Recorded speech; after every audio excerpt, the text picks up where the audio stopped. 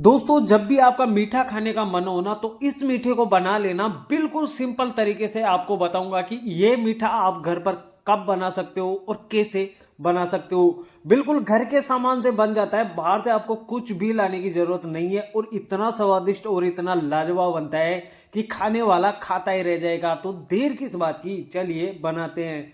दोस्तों ये मीठा अधिकतर सूजी से बनाया जाता है और सूजी के साथ साथ हम यहाँ पर मैदा भी ले रहे हैं, लेकिन इनका मेजरमेंट आप देख लेना, अगर मेजरमेंट सही नहीं होगा तो मीठा भी सही नहीं बनेगा।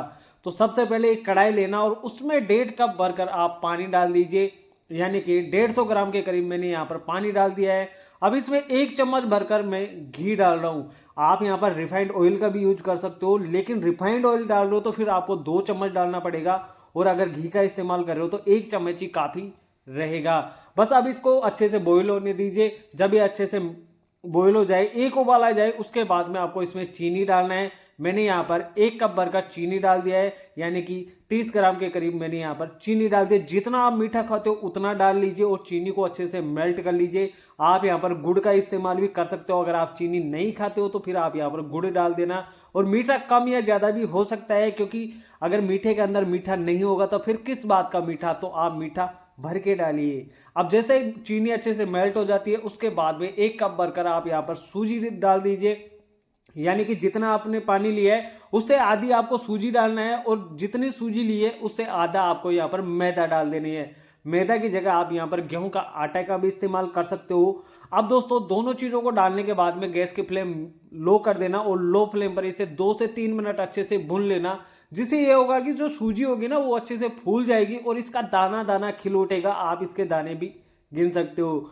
दोस्तों इस तरीके से आप लो फ्लेम करना और इसे 2 से 3 मिनट जब पकाएंगे तो ये कढ़ाई को छोड़ना स्टार्ट कर देगी और ये डो की फॉर्म में आ जाएगी।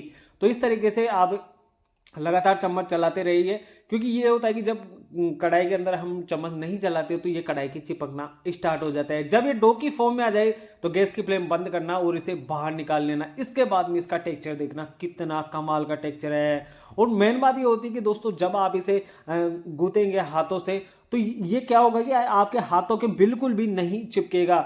घी डालने का यही तो रीजन होता है, और घी से इसका टेस्ट भी काफ़ी शानदार आता है। हाथों की सहायता से इसे अच्छे से गूंथ लीजिए एक बार और, ताकि इसमें जो क्रैक्स वगैरह रहेंगे ना वो बिल्कुल खत्म हो जाएंगे।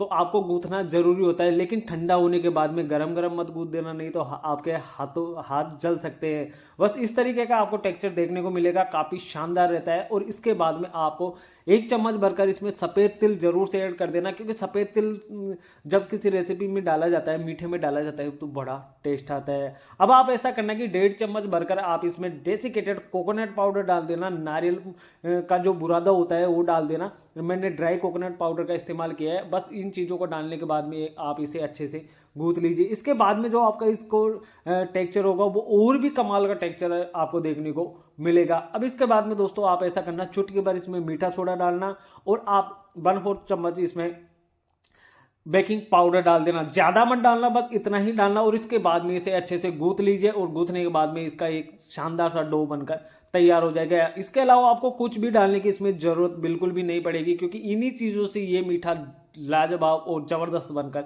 तैयार होता है। बस आप अब ऐसा करना कि जैसे ये अच्छे से स्मूथ सा डो बनकर तैयार हो जाए, उसके बाद में आप छोटी छोटी सी लोइयां तोड़ना और इसे पेड़े वाली शेप दे देना। मैं यहाँ पर पेड़े वाली शेप दे रहा हूँ, आप चाहो तो इसे चौकोर शेप में भी काट सकते हो, या फिर ट्रायंगल शेप में, जो शेप देना चाहते हो वो वाली शेप आप इसे दे सकते हो। लेकिन जब आप ये पेड़े वाली शेप दोगे ना इसे, तो ये बिल्कुल सिंपल होती है और जल्दी से फटाफट से बनकर तैयार हो जाती है। क्योंकि इतना लाजवाब मीठा जब हम घर पर बनाते हैं तो हमसे रहा नहीं जाता और जल्दी से खाने की इच्छा होती है। तो आप जब ये से जो पेड़े वाली सेब होती है वो बनाएंगे तो ये फटाफट से बनकर तैयार हो जाएगा।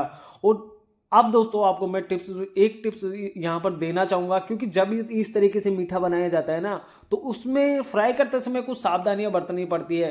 तो सबसे पहला स्टेप आपका ये रहेगा कि जैसे ये पेड़े वाली सेब बनाओ, इसके बाद में आप एक प्लेट में रख देना और इसे कम से कम 10 मिनट के लिए ऐसे खुली हवा में छोड़ देना।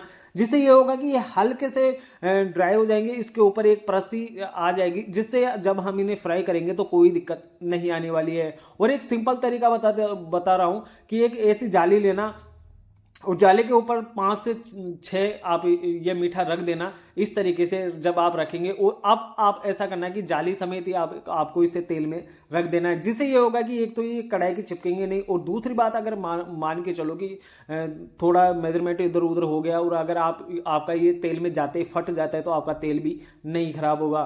तो पहली बात तो ये रहती है कि ये तेल में बिखरेगा नहीं, क्योंकि मेजरमेंट सही रखोगे तो बिल्कुल आपकी रेसिपी बिगड़ने के चांसेस खत्म हो जाते हैं। और उसके बाद में जब आप इन्हें अच्छे से फ्राई करते हो तो तेल का टेम्परेचर हाई रखना गैस की, और जैसे आप इसे तेल में डालते हो उसके बाद में गैस की फ्लेम लो से मीडियम कर देना। फिर इसके बाद में आप 8 से 10 मिनट का समय लगेगा इन्हें फ्राई करने के लिए, क्योंकि तेल का टेम्परेचर शुरुआत में हाई रहेगा, उसके बाद में अगर आप लो कर देते हो तो 8 से 10 मिनट का समय लगता है। आपको क्या होता है कि ये जल्दी से इसके ऊपर कलर आ जाता है और ब्राउन कलर आ जाता है, और आपको लगता है कि ये अच्छे से पक चुके हैं, लेकिन ये अच्छे से नहीं पकते हैं, और आपको जब इन्हें बाहर निकाल लेते हो उसके बाद में थोड़ा हल्का कच्चा कच्चा सा रह जाता है। तो ये गलती आप बिल्कुल भी मत करना। आप इसे हाई टेम्परेचर में डालना और उसके बाद में गैस की फ्लेम लो कर देना, और फिर 8 से 10 मिनट इन्हें अच्छे से पकने देना। बिल्कुल शानदार कलर आएगा और अंदर तक पक जाएगा, और जब अंदर तक चीज़ अच्छे से फ्राई हो जाती है उसके बाद में इसका जो टेस्ट होता है ना 4 से 5 गुना बढ़ जाता है। तो इस कलर आने तक आपको इसे पका लेना है। ये जो मैंने जाली में रखकर पकाए थे वो वाले हैं, और अब मैं आपको डायरेक्ट तेल में जब डालते हैं इसे और उसके बाद में जो कलर आता है इनका वो भी आपको आगे दिखा देता हूँ। आप भी देखिए ये कितना शानदार और डिलीशियस लग रहा है। ऐसा लग रहा है कि सारी प्लेट मैं खुद ही खा जाऊंगा, और यकीन मानो मैंने इसके 10 से 12 पीस खाए। काफ़ी शानदार रहता है, और आप भी इस तरीके से इन्हें साफ कर दोगे। अब दोस्तों जो मैंने डायरेक्ट कढ़ाई में डाले थे ना उनका कलर देखिए और उनका कलर देखिए, दोनों कलर में डिफरेंट है। दोनों जो मीठे बनकर तैयार हुए उनमें दोनों में काफ़ी ज़्यादा फर्क है। तो आपको कौन सा तरीका सबसे बढ़िया लगा वो वाला तरीका आप ट्राई कर सकते हो, और इस तरीके से ये मीठा घर पर बना सकते हो। अब दोस्तों ये यहाँ पर ध्यान दीजिए कि जब आप सेकंड बैच फ्राई करो ना, तो सेकंड बैच फ्राई करते समय तेल का टेम्परेचर नॉर्मल रहेगा, तो पहले तेल का टेम्परेचर हाई कर लीजिए, और इन्हें जैसे ही आप कढ़ाई में डालो उसके बाद में तेल का जो गैस की फ्लेम है बिल्कुल लो कर दीजिए, और लो फ्लेम पर इसे 8 से 10 मिनट अच्छे से पकने देना। आपको भी इस तरह से कलर देखने को मिलेगा, और ये अंदर तक फ्राई हो जाएगा, और अंदर तक जब फ्राई हो जाएगा तो आपका जो मीठा होगा वो काफ़ी डिलीशियस बनकर तैयार होगा, शानदार बनेगा। जिसे भी खिलाओगे आपकी तारीफ जरूर करेगा। और ध्यान रखना 3 से 4 लोगों के लिए बना रहे हो तो फिर आप क्वांटिटी थोड़ी ज़्यादा रखना, क्योंकि ख़त्म हो जाएंगे जल्दी ये, और बनते ही इतने टेस्टी है कि आप एक जने भी खाओगे तो ये सारी प्लेट साफ हो जाएगी। उम्मीद करता हूँ दोस्तों इस तरीके से आप मीठा बनाओगे, और बनाकर आप कमेंट बॉक्स में कमेंट करके जरूर से बताना कि आपका जो मीठा है कैसा बना। और वीडियो अच्छी लगे तो वीडियो को लाइक करना, और चैनल को भी सब्सक्राइब कर लीजिए ताकि आने वाली वीडियो की नोटिफिकेशन आप तक जल्द से जल्द पहुंच सके। मैं ऐसे यूनिक रेसिपीज आपके लिए लेकर आता रहता हूं। मेरे चैनल पर आपको हमेशा अच्छे अच्छे मीठे की रेसिपी मिलती रहेगी। तो मिलते हैं नेक्स्ट वीडियो में, तब तक